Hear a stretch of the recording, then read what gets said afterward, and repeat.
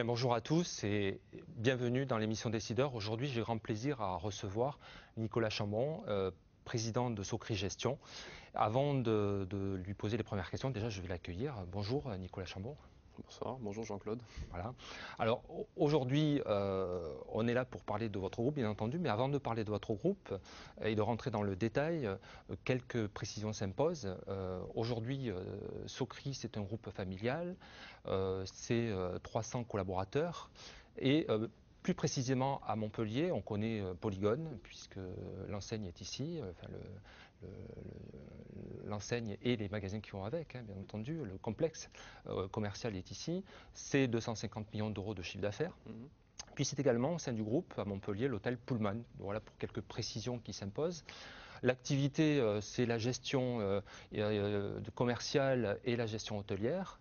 Et puis, vous avez aussi un grand projet qui est fort, hein, c'est le projet de Polygone Rive Gauche à Béziers, dont on parlera tout à l'heure. Alors, une petite précision, peut-être pour bien comprendre ce qu'est votre métier, quand on parle de gestion commerciale et hôtelière, ça veut dire quoi précisément ? Disons que nous, on a une activité de foncière familiale, donc on est propriétaire des murs d'hôtels, des murs de centres commerciaux. Et donc moi spécifiquement, je m'occupe de l'exploitation de centres commerciaux, donc tout ce qui est la communication du centre commercial du Polygone, la gestion du syndicat de copropriété, la gestion de la sécurité, le nettoyage, l'entretien, tout ce genre de choses. Et une autre partie importante de mon activité, c'est le développement d'immobilier commercial pour le compte du groupe. Et en particulier, comme vous l'avez dit, donc, le projet de Béziers, la surélévation du Polygone, un grand projet aussi sur la Côte d'Azur à Cannes-sur-Mer, le projet du Guesclin aussi, dont vous avez peut-être entendu parler sur Montpellier, pas mal de dossiers en cours. D'accord. Voilà. Alors pour revenir à vous, puisque ce qui nous intéresse dans Décideur, c'est aussi le parcours du décideur, effectivement. Donc vous êtes originaire, on peut le dire, d'Auvergne, hein, c'est là où le groupe puise ses racines en fait. Hein. D'Auvergne, vous êtes parti avec votre famille sur la Côte d'Azur, et puis là, après, pour le cursus universitaire, on va dire c'est la voie royale, hein. C'est HEC hein, que vous réussissez brillamment. De là, vous partez dans le groupe américain Procter & Gamble, donc là c'est à Londres, on va le voir, vous bougez pas mal en Europe. Hein. Donc après, je crois 2 ans au sein de ce groupe, vous allez à Barcelone. Et là, c'est dans un groupe qui s'appelle Diamond Cluster Consulting. Hein. Et puis toujours à Barcelone, là, vous rentrez, vous intégrez le groupe Danone et peut-être vous allez peut-être nous raconter ça. Vous allez créer la première start-up internet avec eux, hein, avec Danone. Et donc ça, c'était en quelle année ça ? Ça, c'était en 99. 99. Donc c'était tout nouveau pour Danone de se lancer sur le marché de l'internet.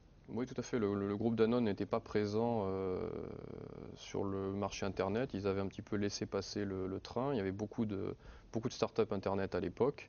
Et bon, j'avais, disons, la confiance du groupe et de sa direction générale de par ce que j'avais pu faire au sein du groupe Danone, en particulier au niveau du marketing sur la marque Actimel. Donc je suis parti pour monter une start-up et le groupe Danone m'a suivi et ils m'ont fait financer le projet. Belle aventure. Oui, une très belle aventure. Très belle aventure, mais malheureusement, on est parti justement un peu trop tard. On a été rattrapé par le crash des valeurs Internet La qui s'en est bulle suivi. Internet, Voilà, hein, c'est ça. la bulle Internet qui a éclaté en fait juste à ce moment-là, quand on était en train de finaliser notre pacte d'actionnaires. Donc on est quand même allé au bout, on a quand même lancé l'entreprise, mais on a eu des difficultés de financement comme beaucoup de start-up Internet. D'accord. Voilà. Alors après ces expériences, je dirais pour les autres, hein, puisqu'on parle du groupe familial, vous intégrez le groupe familial, d'abord comme développeur, et puis assez récemment, vous avez racheté la filiale gestion et développement. Hein. Alors avant de rentrer dans votre activité aujourd'hui, on l'a vu, le groupe Socri, c'est d'abord une entreprise familiale qui a ses racines en Auvergne. Pouvez-vous nous parler de la genèse, brièvement, de la genèse du groupe ? C'est votre grand-père, je crois, qui a l'initiative de... Le groupe Socri, c'est comme beaucoup d'entreprises familiales, c'est l'histoire d'une famille aussi. Hein. Donc à l'origine, c'est une histoire... C'est comme on pourrait écrire des livres ou faire des films là-dessus, mais en fait mon grand-père était maçon tout simplement.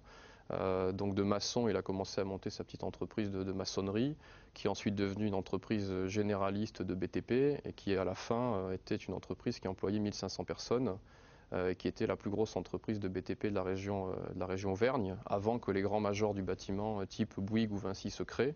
Et donc ensuite, mon père est ingénieur des travaux publics, donc il a un petit peu grandi dans cette ambiance de l'entreprise. Et puis il a souhaité évoluer, comme l'ont fait beaucoup d'entrepreneurs, vers la promotion immobilière, ce qu'il a fait. Donc il a fait d'abord des logements, des bureaux, etc. Et puis il a été un des premiers à se lancer dans le métier d'immobilier commercial, puisque le Polygone de Montpellier a ouvert en 1975. C'était un des premiers centres commerciaux en France, et en tout cas c'était le premier centre commercial de centre-ville sur ce concept d'avoir un centre commercial vraiment complètement connecté au circuit piéton et marchand du cœur de ville. Donc effectivement, d'ailleurs on en parlera, c'est devenu un temple de la consommation qui aujourd'hui est peut-être mis à mal par des concurrents nouveaux qui arrivent. Hein, voilà. On parlera d'Odysseum, bien entendu, tout le monde avait compris. Alors avant de parler de tous ces points, une question quand même qui me taraude. Donc, vous avez choisi, opté pour faire d'abord un début de carrière chez Procter & Gamble et puis d'autres belles entreprises. Est-ce que c'était votre choix ou est-ce que c'était le choix de votre père qui vous disait écoute, fils, va faire d'abord tes preuves ailleurs avant de revenir dans le groupe? Comment ça s'est passé? Pour résumer, disons que je pense que mon père a une forte personnalité, sinon il ne serait pas arrivé là où il en est arrivé. Le fait est que j'ai aussi une forte personnalité. Donc à un moment donné, comme je vous disais, l'histoire d'un groupe, c'est aussi l'histoire d'une famille. En ce qui me concerne, je n'avais a priori aucune intention d'entrer dans l'entreprise familiale. J'ai d'ailleurs choisi cette formation-là pour entrer dans des grands groupes internationaux, puisque mon père souhaitait, en ce qui le concerne, plutôt que je fasse le STP comme lui, ou les arts et métiers, en tout cas des formations qui mènent directement à la construction, à la promotion immobilière. Il m'avait dit aussi, mais écoute, mon fils, HEC, de toute façon, c'est trop dur pour toi. J'ai dit, écoute, c'est ce qu'on verra. Vous lui avez prouvé le contraire. Évidemment, en fait, donc il y avait le challenge, ça m'a plu. Donc je suis parti là-dedans, j'ai fait HEC, et après, derrière HEC, c'est vrai qu'on est extrêmement sollicité par les grands groupes. C'était des époques un peu de faste financière, et Procter & Gamble, moi je voulais faire du marketing parce qu'il y a un côté gestion des hommes et des équipes qui me plaisait beaucoup. Et Procter & Gamble, disons que tous les gens d'HEC qui voulaient faire du marketing rêvaient d'aller chez Procter, et il se trouve que c'est moi qu'ils ont pris. Donc c'était formidable, moi j'étais très excité par cette perspective. Donc vous avez plutôt bien réussi depuis, hein, comme on le voit. Et pour en arriver à parler aujourd'hui je dirais de vos projets actuels, hein, puisque le temps passe malheureusement, aujourd'hui il y a le projet de Polygone Rive Gauche. Mais avant de parler bien sûr de ce projet, qui est plus qu'un projet, hein, puisque c'est pour septembre 2010, c'est bien engagé. Donc il y a ce fameux Odysseum 2 qui ouvre, et c'est très prochain, puisque c'est le 23 septembre. Alors quel est aujourd'hui votre sentiment sincère par rapport à cette ouverture?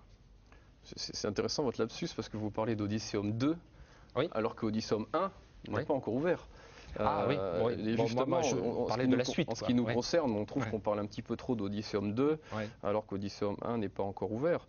Justement, notre sentiment, c'est que, on en parlait récemment justement avec Madame le maire de Montpellier, on pense que dans toute ville, toute grande ville, le commerce a besoin d'un développement raisonné, compris, étudié, et pas un développement anarchique et tous azimuts. Donc on pense qu'il y a en tout cas urgence à attendre de bien mesurer l'impact justement de cet Odysseum 1 en termes de chiffre d'affaires, qui, je le rappelle, devrait normalement faire chuter les chiffres d'affaires du commerce de centre-ville d'environ 20%. Je l'avais dit, c'est des études qui ont été faites, donc ils sont clairs. Donc laissons aux commerçants, les commerçants du Polygone, mais les commerçants du centre-ville en général, le temps de pouvoir se repositionner, se restructurer le cas échéant, avant d'envisager de nouveaux développements. Alors vous-même, comment vous réagissez? On va parler de Polygone, Polygone à Montpellier, hein, pour que les gens suivent bien. Donc vous, aujourd'hui, vous avez entamé un certain nombre de rénovations, on parle d'un autre étage. Il faut bien, quelle solution vous apportez à votre propre groupe? Dans le cadre du protocole d'accord qui avait été signé entre toutes les parties, notamment les promoteurs d'Odysseum, la ville de Montpellier, l'agglomération, etc., il était prévu un certain nombre de choses. En ce qui concerne le Polygone, il était prévu un projet de surélévation, donc de 10 000 m² de plus. Ce projet est éminemment complexe, puisqu'on fait ça en plein cœur de ville. Donc ça met un certain temps. Donc pour nous, la réponse adéquate à Odysseum, c'est cette surélévation, c'est ces surfaces commerciales complémentaires. Malheureusement, on ne les a pas au jour d'aujourd'hui, donc on va devoir vivre avec un concurrent comme Odysseum sans pouvoir avoir cette réponse.